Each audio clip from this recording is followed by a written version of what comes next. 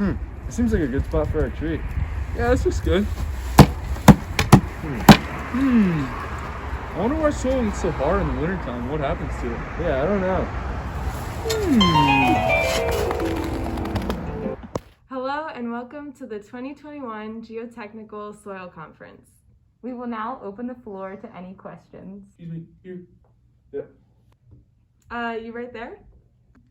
So, how do temperature variations in climate affect soils? Oftentimes, temperature changes will cause long-term adverse effects on soil through various processes, such as evapotranspiration, vegetation growth and loss, and soil shrinkage and desiccation. These long-term changes in soil characteristics can increase soil vulnerability and jeopardize the stability of infrastructure. Excuse me. Yeah. And we'll take one from you over there. So I was wondering, how does climate affect the formation of these soils? Climate plays a huge role in soil formation.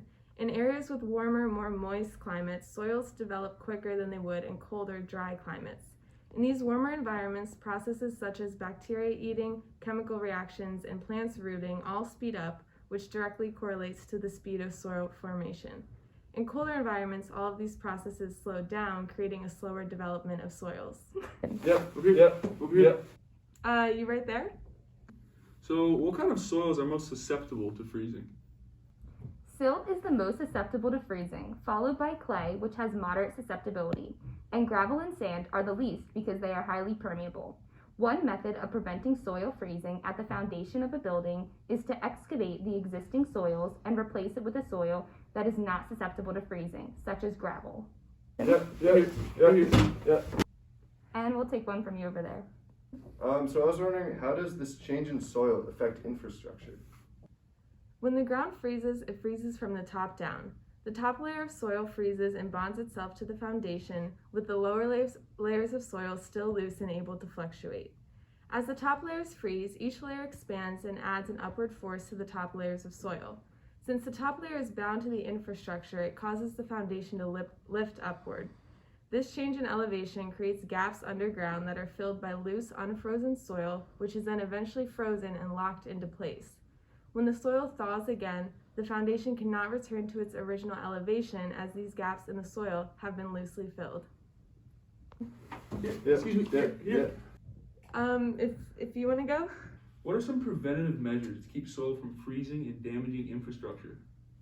One preventative measure is building the foundation of the structure below the frost depth of that location.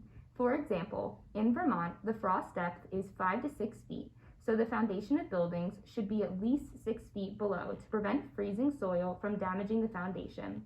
This is essential for there to be strong soil foundation with proper drainage to ensure that no liquid is static and susceptible to freezing.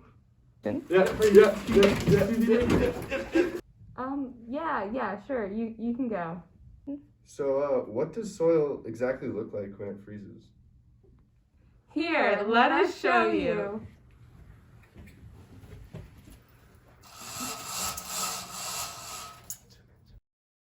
In this time-lapse video, we are looking at a sample of New Hampshire silt, which is very susceptible to frost action. As time passes in the video, we can see small ice lenses forming in the specimen. Ice lenses are bodies of ice that form when moisture diffused in the soil accumulates in a localized zone. In this example, the ice lenses are small and uniform, but in nature, ice lenses can get up to several inches thick. We're all out of time, but thanks for all of your questions today. I hope you learned a lot. Oh, that makes sense. But what about our tree? The ground's still frozen. If only there's a way we could warm it up.